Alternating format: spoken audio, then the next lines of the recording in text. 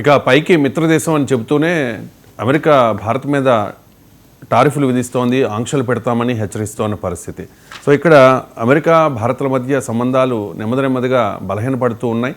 అమెరికాకి భారత్కి సంయుక్తంగా మిత్రదేశం ఇజ్రాయెల్.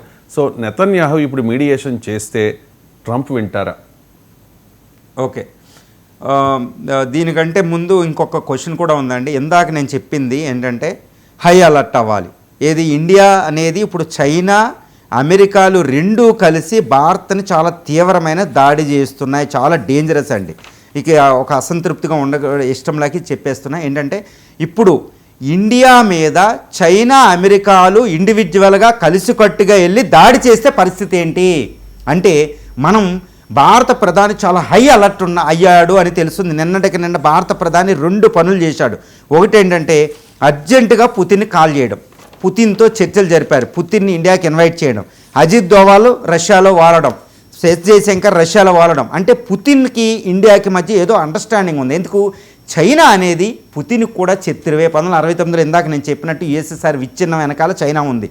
అమెరికా చైనాలు కలిసిపోయి అనమాట 1969లో చైనా రష్యాని బద్దలు కొట్టడానికి. ఇప్పుడు పుతిన్ ఉమ్మడి శత్రువు అమెరికా ఉండడం వల్ల పుతిన్ చైనాతో కలుస్తున్నాడు. కానీ చైనా అంటే అనుమానమే. దీన్ని రక్షించే శక్తి ఇండియాకు ఉంది.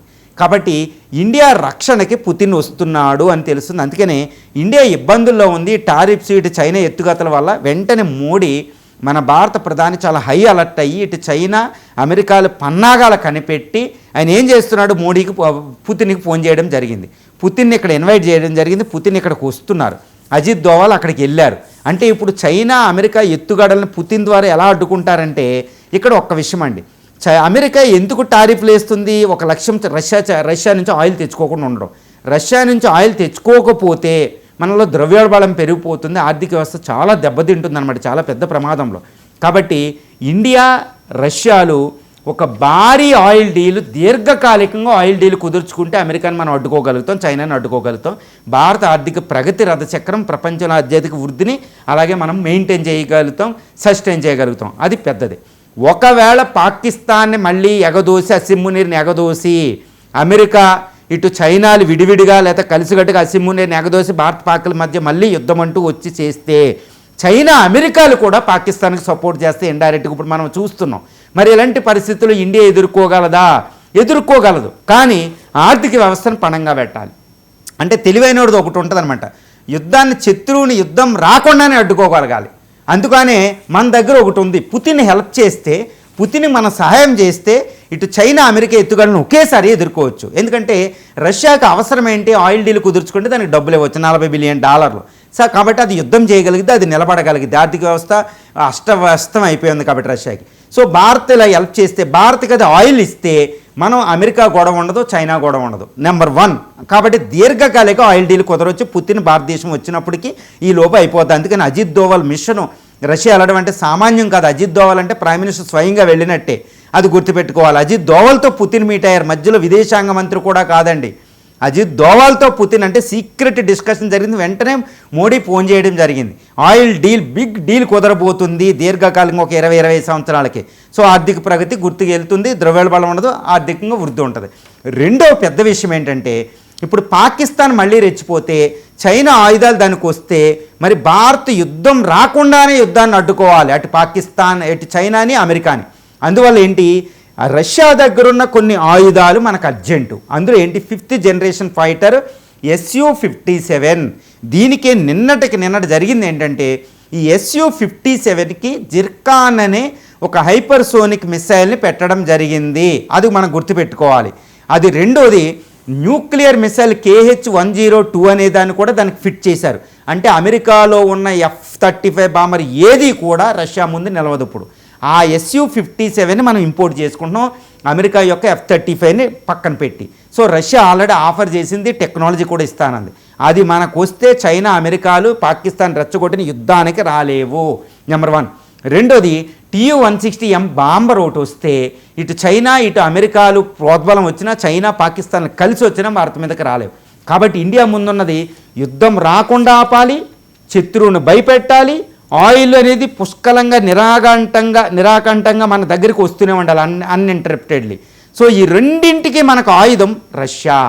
రష్యాకి మనం ఎప్పుడు రష్యాకు కూడా ఇది ఎసెన్షియలే. ఎందుకు, చైనాకి అడ్డుగా ఇండియాని పెట్టుకుంటేనే చైనా అనేది ఆ సైబీరియాని ఆక్యుపై చేయకుండా ఉంటుంది వచ్చే దశాబ్దాల్లో.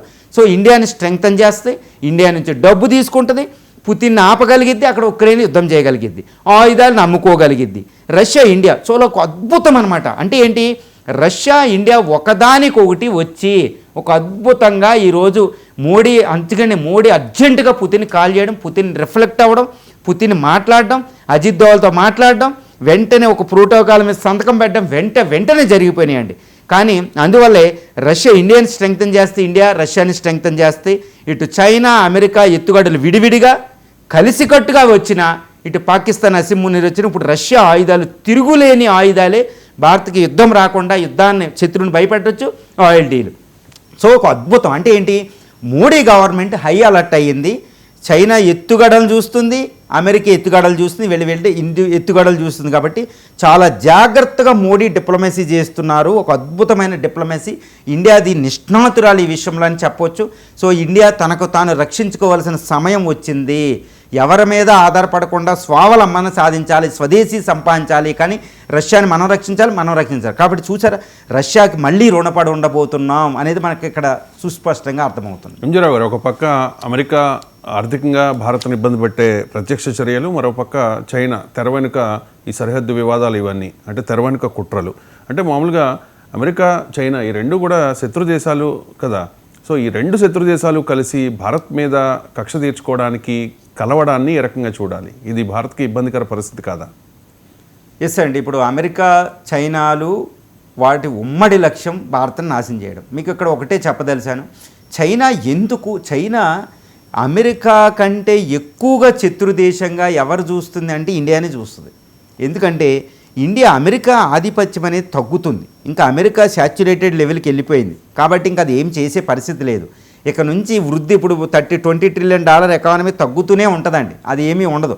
కానీ ఇండియా చైనాతో పోలిస్తే చాలా వేగంగా అభివృద్ధి చెందుతుంది. అన్ని విషయాల్లో జనాభా మనకు అనుకూలంగా ఉంది, జనాభా లాభం, డెమోగ్రఫిక్ డివిడెంట్ అన్నీ ఉన్నాయి, వనరులు ఉన్నాయి. సో ప్రపంచంలో ఓల్డెస్ట్ సివిలైజేషన్ పక్కన ఉంటుంది, ఇది ఎదుగుతుంది.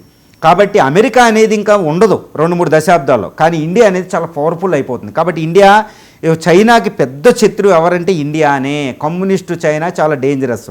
సో అమెరికా ఏమనుకుంటుంది, ఇండియాని మన చెప్పు చేతల్లో తీసుకుంటే చైనాని అడ్డుకోవచ్చు, చైనా ఇండియా ఒకటి అవ్వకూడదు.